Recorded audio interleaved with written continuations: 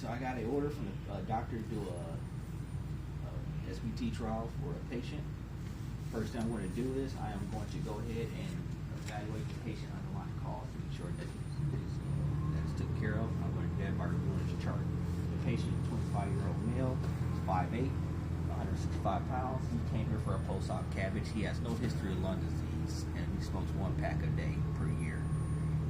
Since he came here for post-op cabbage surgery, underlying cause has been evaluated. Nurse, I'm going to go ahead and contact his nursing to make sure he doesn't have any neuromuscular medication or if he's on any kind of sedatives. Talk to the nurses again. I'm going to go ahead and wash my hands and then introduce myself to the patient. So I'll wash my hands. I'm going to introduce myself to the patient. Respiratory.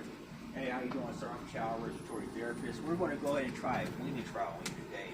What we're trying to do is eventually try to get that tube out. Going to go ahead and do a two-patient identification. Check on the chart. Checking his name tag. He's good. I'm going to go ahead and listen to his lung sounds real quick. All right, so I'm just going to listen to your lung sound for a second.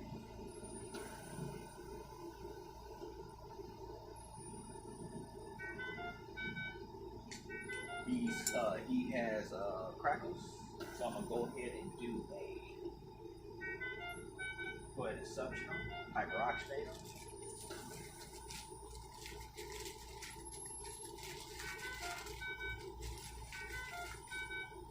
And I get a strong cough and a moderate amount of secretions coming out. All right, then check one more time.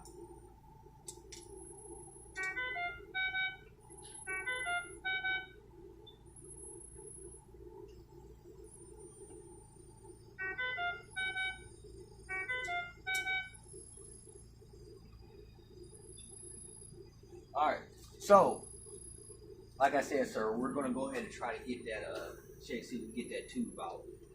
We're going to do what's called a weaning process on you. I need to let you know that this could cause worker breathing, respiratory failure, apnea, hypercarbia, anxiety, bronchospasm, probably possible cardiac stress. All right. So I already evaluated his spontaneous breathing when I listened to his breath sounds. I also need to look at his lab work. So I need him to have a PA2 of greater than 60. He does. His FI2 has to be less than 40 to 50.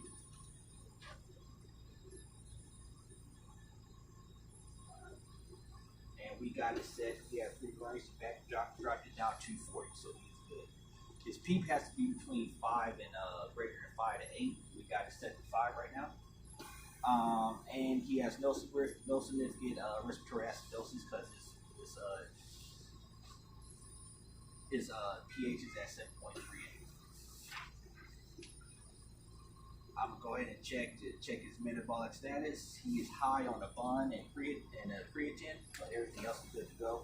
His HBO is his hemoglobin got to be between greater than 8 to 10. His is at 12, so that is also good. His respiratory rate is below 30. He has had adequate cough because I checked that earlier when I did a suction. All right, next I'm going to go ahead and place him on spontaneous. All right, so we're going to go ahead and place him on spontaneous real quick. Boom, place him on spontaneous. And then I'm going to go ahead and measure his parameters by checking his depth. All right, sir. On the count of 3, I'm going to have you suck in like you're drinking out of a straw. Ready? 1, 2, 3. He sucks in. Start. He is at -20. I need him to be between -20 and -30. He's at -20, so he's good to go with that. All right, we'll check your vital capacity. All right, this time now, I need you to blow out. All right, and count 3. 1, 2, 3. He blows out. He's at 15 milliliters per kilogram, so he is good to go. All right, so that is looking good. All that's looking after. He's afebrile, meaning he doesn't have a temperature. His blood pressure is looking, is hemodynamically stable. Awesome. Now, I'm going to go ahead and check to see if you check your neurology. Let's see about what you move. Can you move your fingers for me? Can toes. Does that. You move your head, moves his head. Okay. So all that's looking good. Next, I'm going to go ahead and check my alarms.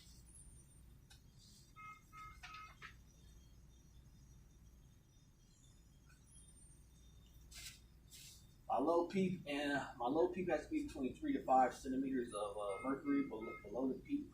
High pressure has to be a max of 50 or 10 above. Low pressure also has to be 5 below the PIP. His low exhalation tidal body has to be 10 to 15 below. His high is 2 to 3. His high minute ventilation has to be 1/2 of his minute ventilation, and his low has to be divided by 2.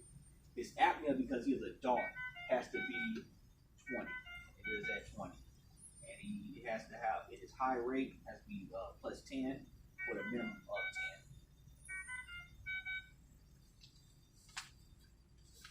All right, so I confirmed the ventilator alarm parameters. I'm still monitoring them closely. Tidal volume's looking good, between 4 to 6, and he's in a acceptable range of 60 to 105 for his breathing speed.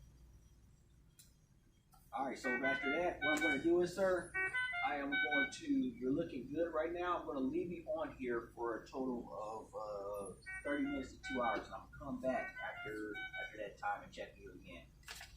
So I'll leave. Come back after 2 hours. Respiratory, hey, how's it going? Give this child again. We're checking on you real quick. 2 patient identification. He's good. I'm going to go ahead and listen to your breath sounds for a second.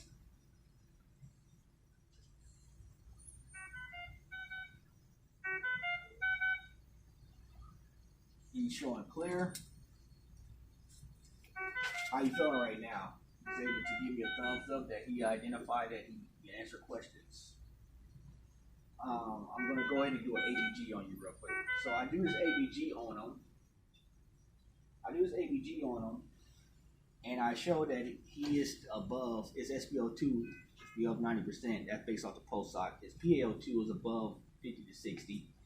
And his pH is above 7.32. And his PaO2 has also went up an extra 10, so he's good. And his PCO2 has gone down 10, so that's also good. He's still hemodynamically stable. His heart rate hasn't changed much, and temperature and everything still look good. His respiratory rate is below the 30 to 35 beats per minute. And like I said, I already checked his mental status, and it was all seemed like he had no issues, no anxiety, no discomfort, anything like that. All right, you are looking good. I am going to go ahead and notify the physician to see if we can go ahead and continue this process of getting removing that tube. I'm going to leave this on for another 24 hours just to monitor you, and then once that's done, then we'll probably be coming back to help to go ahead and remove that tube. All right, man, you take it easy. So, do all my checks. I step out, wash my hands, and I chart.